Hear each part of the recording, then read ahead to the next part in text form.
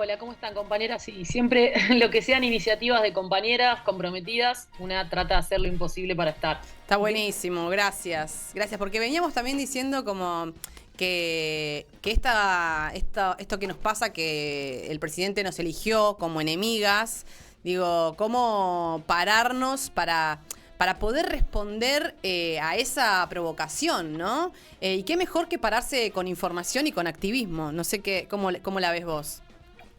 Sí, yo creo que veníamos en un lugar complicado, ¿no?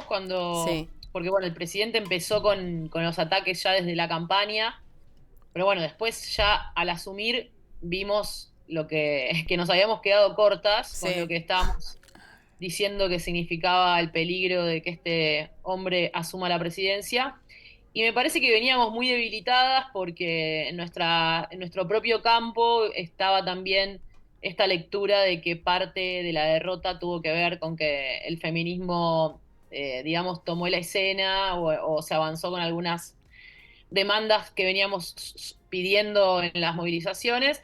Y creo que la respuesta más contundente fue la del viernes, ¿no? A Sí. pesar de todo lo que podamos decir en términos de números, de estadísticas, que se las paso a contar, me parece que el viernes entramos en una nueva etapa, se demostró que hoy por hoy no hay un movimiento que pueda convocar de manera tan transversal, tan unitaria, tan multisectorial a las calles, con tanta presencia de la juventud, y que sigue todo vivo y que entonces me parece que esa foto fue contundente para meternos de nuevo en la discusión política y también lo que yo creo, ¿no? Más profundamente, que es que hoy es imposible hacer oposición real a Milei sin tener al movimiento feminista como parte digamos, del acervo y del conjunto de luchas sobre que se tiene que parar nuestro campo, ¿no?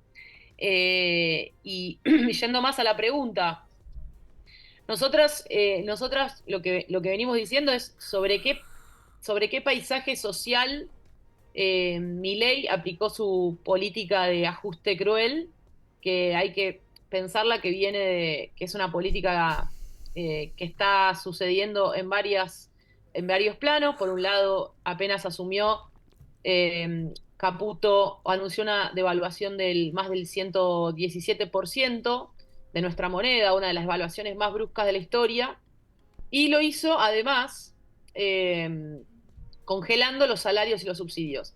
En ese país que lo hizo ya había casi un 50% de pobres y además había desigualdades de género que seguíamos insistiendo en decir que son hoy, que si vos querés atacar la pobreza no podés hacerlo sin una perspectiva de género, porque cuando te metes adentro de la cifra de la pobreza, que hoy está alrededor del 60%, te vas a encontrar que en los deciles más bajos, es decir, en la composición de las personas que ganan menos dinero, y es totalmente mayoritaria la presencia de mujeres.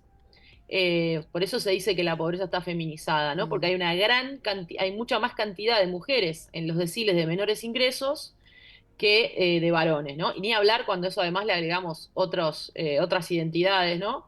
Que bueno, por ejemplo, en el caso de las compañeras travestis trans, ni siquiera muchas nunca pasan por la posibilidad de trabajo formal. ¿Qué más veíamos antes de que asuma Milei? Bueno, había una diferencia de casi 4 puntos entre en en la informalidad laboral, ¿no? Las mujeres tenían 4 puntos más de informalidad laboral que los varones. Las mujeres son ampliamente mayoría en receptoras de programas sociales, tanto de potenciar trabajo como de la asignación universal por hijo.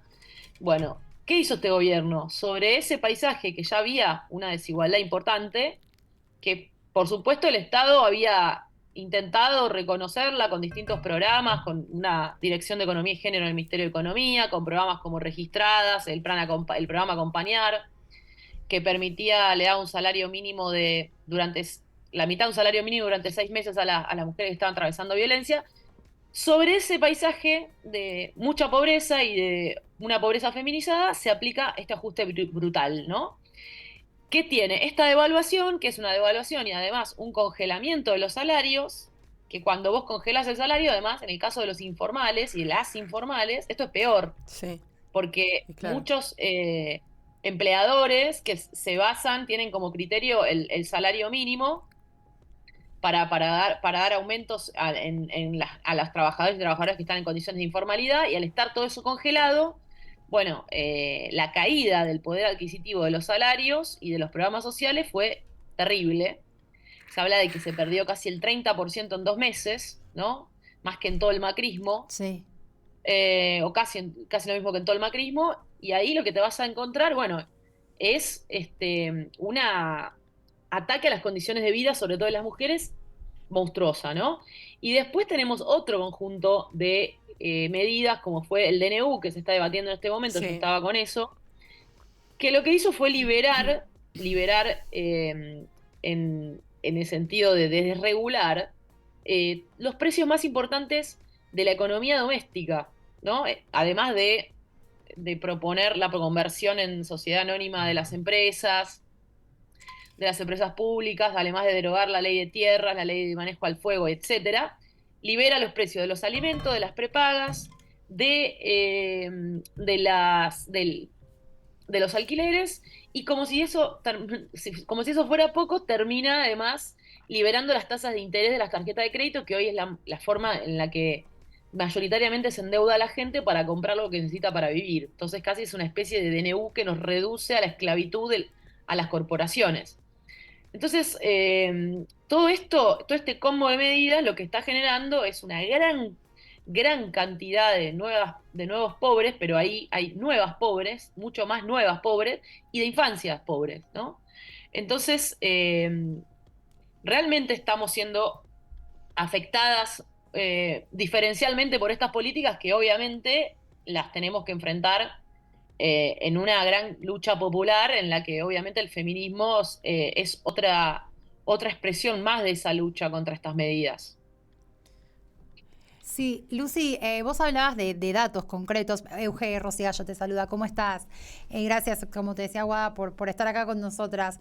Hay medidas concretas, el DNU desregula más de 200 leyes y nos expone y empuja a nuevas mujeres, bueno, a toda una parte de la población a la pobreza y, como vos bien decías, a nuevas mujeres.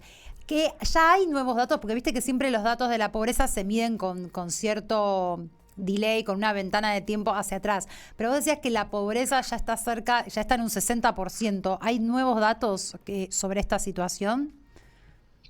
Mira, ese es el dato, ¿no? La pobreza está en el 60%. Cuando Ok. vas a ver cuando eso lo desagregás, vas a ver que en los deciles más bajos hay más mujeres. Pero para darte una idea concreta, nosotros hicimos una encuesta con inquilinos agrupados, entre Ni Una Menos inquilinos agrupados, para analizar el efecto del DNU. La contestaron en mayoría mujeres, y lo que apareció eso lo hicimos al mes y medio del gobierno de Milei.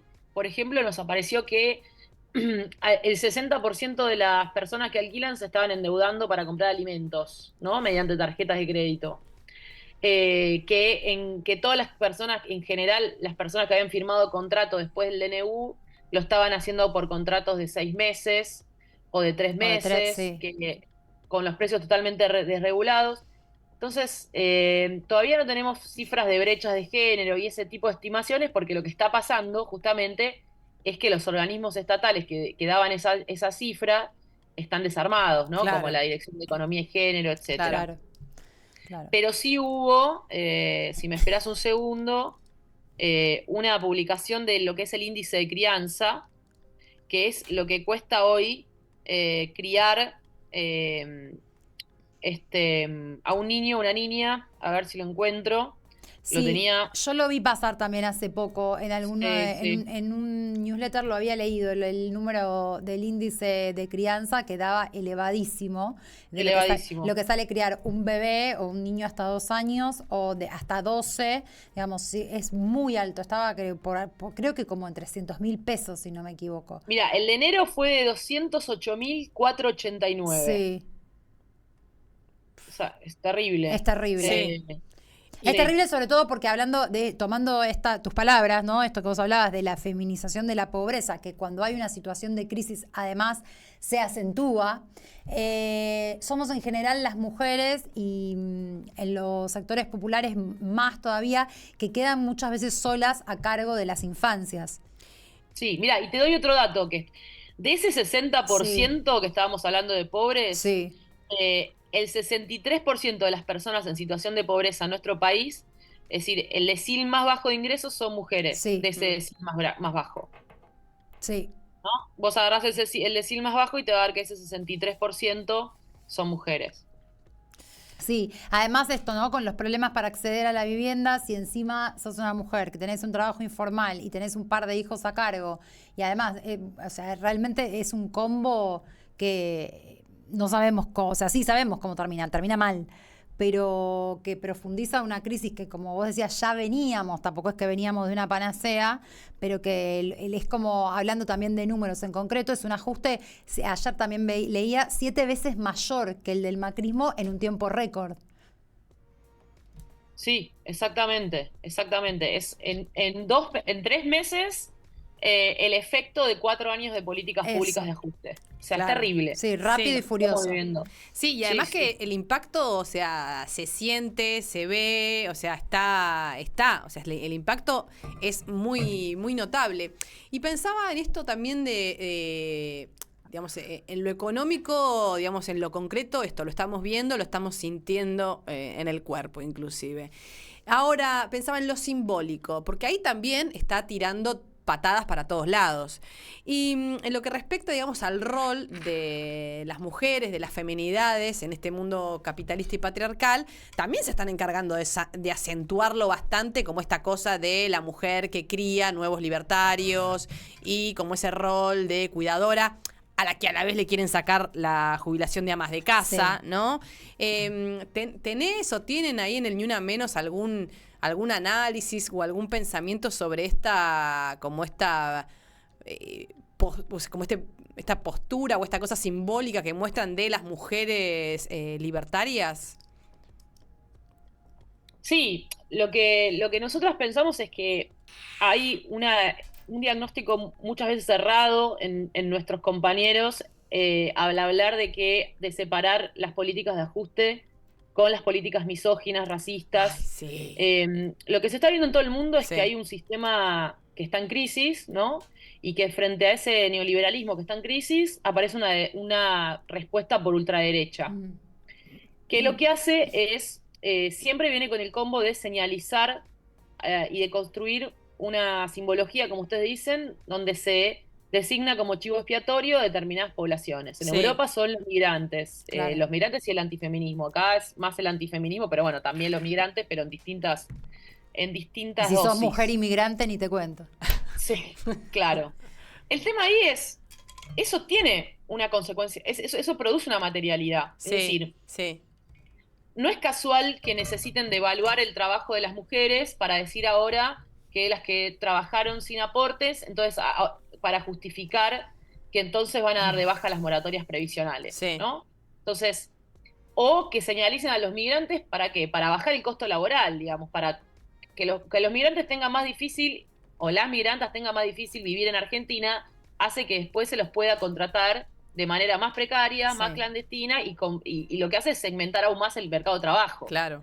Entonces, es una economía, este neoliberalismo es una economía que viene sí o sí con la moralización de ciertas poblaciones para justificar el ajuste. Y al mismo tiempo una serie de provocaciones, ¿no? Permanentes. Lo que nosotras decimos es que esas provocaciones no nos tienen que hacer entrar todo el tiempo en una discusión mediática con el gobierno, ¿no? Claro. Es decir, si nosotros estamos haciendo asambleas para organizarnos del 8M y el gobierno, no sé, baja los cuadros, digo, una opción es volcarnos todas a las redes a contestar eso y otra es seguir produciendo nuestra agenda Claro.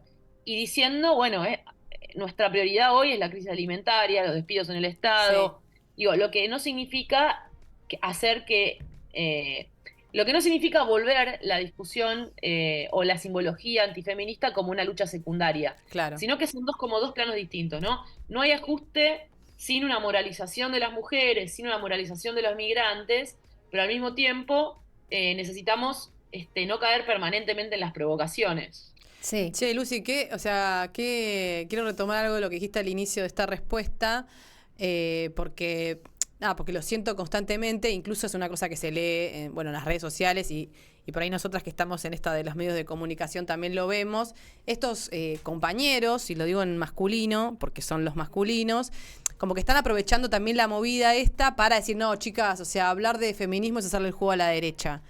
¿Cómo se hace para, digamos, para conciliar sin querer, como si, o sea, tratando como de llegar a que, tipo, no, o sea, como esto que vos decías, o sea, no se puede separar una cosa de la otra, pero no la ven. No sé, por lo menos siento que hay un sector del masculinado Sí, que no la ve. Hay como cierto sector de supuestamente del ala pero más progre que también aprovechó la volteada para decir, y bueno, tal vez con el feminismo un poco se pasaron. Se pasaron dos pueblos. Se pasaron dos pueblos, claro. Mira, hay una parte que es pedagógica Bien. y que se van a, digamos, que tiene que ver con los argumentos que nosotros podemos desarrollar. Sí. Pero también hay una parte que es que cuando vos ponés en crisis estructuras de poder que van desde la cantidad de senadoras mujeres que tiene que haber en el Congreso hasta quienes tienen que hablar en los streamings, porque es así, Sí. digamos. También hay, nosotras, con todo lo que fue, lo que pasó en estos años, empezamos, ¿no?, a poner en discusión, bueno, quiénes son las voces autorizadas para hablar desde la ciencia, desde la política. Y sabíamos que después de eso venía una reacción, ¿no? Hay muchos compañeros que también para volver a ocupar lugares de visibilidad necesitan aferrarse a ese tipo de, digamos, de diagnósticos. Entonces yo creo que tiene que ver con una parte con lo que nosotras podamos recoger como argumentos y con la parte más interesante de esos compañeros dar la discusión. Pero después hay otra parte que tiene que ver con cuando vos ponés en crisis determinada economía de la visibilidad y va a venir una reacción sobre eso. Y frente a eso lo que nos queda siempre es organizarnos, Sí, claro. ser Como cada que vez más fuertes. El embate domesticador siempre va a querer volver. Sí, sí. Pero también lo creo que nosotras tenemos que, la otra vez estábamos discutiendo que si bien, a ver, decir que yo lo que quiero decir es que el problema de los que nos señalan es que lo hacen tratando de bajarnos el precio en nuestros aciertos, porque errores hubo. Hubo errores y además hay límites. El otro día decíamos, ¿no? Está perfecto que podamos sacar 800.000 personas a la calle, pero creo que en esta etapa eso no alcanza. Claro. Necesitamos también generar orgánicas transversales que permitan a compañeras que no están en organizaciones ser parte de una coordinación más amplia, pero también incluir a las compañeras que están en las coordinaciones. En las organizaciones necesitamos tener victorias concretas. Por ejemplo, ¿cómo se traduce ese documento que leímos después en una lucha más que no solamente sea el día de la efeméride, sino empezar a ganar cosas, ¿no? Bueno, una de las demandas era que se caiga el DNU. Bueno, ¿cómo hacemos para que el feminismo sea protagonista de la organización social contra el DNU? Una de las demandas era que haya entrega de comidas a los comedores. Sí, Lucy, yo te quería preguntar a ver qué pensás vos de esto. Acá lo venimos hablando porque venimos hablando también con compañeras de distintos sectores. Cómo se incluye y se incorpora también a compañeras de la economía popular, donde hay muchos sectores que todavía capaz que ni están enteradas, que es Ni Una Menos, que es el 8M, ¿no? Como dar también la batalla por ese lado. No sé qué pensás vos de esto. Sí, totalmente. Que no sea un mero ejercicio intelectual. ¿Eh? Que no sea un mero ejercicio intelectual. No, claro, no es solamente una discusión intelectual ni tener los mejores argumentos. De hecho, hicimos unas ollas populares antes del 8M, un poco con esa consigna de cómo hacemos para llegar a las compañeras que no van a venir a una asamblea porque no se enteran, porque no tienen tiempo, porque no pueden ni siquiera cargar la SUBE para llegar al lugar. Claro, porque no pueden parar, además porque son trabajadoras informales que si paran no tienen para comprar la comida de ese día. Bueno, hicimos unas ollas populares y la primera pregunta en la asamblea de quién conoce el 8M lo conocían 2 personas no sé, 200. Claro. ¿Por qué lo conocen? Porque ese día vamos a vender. Claro. Ese día vamos a vender a la plaza. Entonces, sí, yo creo que ahí tenemos una tarea gigante que es, creo que capilarizar al feminismo también en acciones territoriales durante todo el año, apoyar y apoyar la lucha de las compañeras de la economía popular desde todos los puntos de vista que se pueda. La gran desafío es también cómo llevamos esa fuerza que se vio en la calle después a los conflictos concretos que puede haber por la entrega de alimentos, por la baja indiscriminada del potencial trabajo. Y después, ¿cómo hacemos también para generar un proceso de discusión que acerque a compañeras de distintos ámbitos que no se van a poder, que no necesariamente tiene que ser el día de la movilización, sino que, bueno, hay que pensar. También estuvimos haciendo asambleas en la 21-24 con La Poderosa y otras organizaciones, también con esa discusión, ¿no? De cómo en esta etapa el feminismo tiene que tener un lenguaje que hable de lo que le pasa a las compañeras en la vida cotidiana y además que genere espacio de organización donde esas compañeras se sientan parte del movimiento, ¿no? Eso es fundamental. Totalmente. Bueno, muchas gracias, Lucy, por pasar un rato por acá por Z Radio. Por ayudarnos a pensar. Sí, por ayudarnos a pensar y hacer este ejercicio también, llevarlo al cuerpo y al territorio, ¿no? Así que te agradecemos un montón y bueno, nos estamos cruzando y charlando. Dale, siempre cuando quieran. Un abrazo grande. Abrazo para vos. Estamos hablando con Lucy Caballero, socióloga, investigadora, activista, participante del colectivo Ni Una Menos. Y bueno, una difusora de información también y de alianza.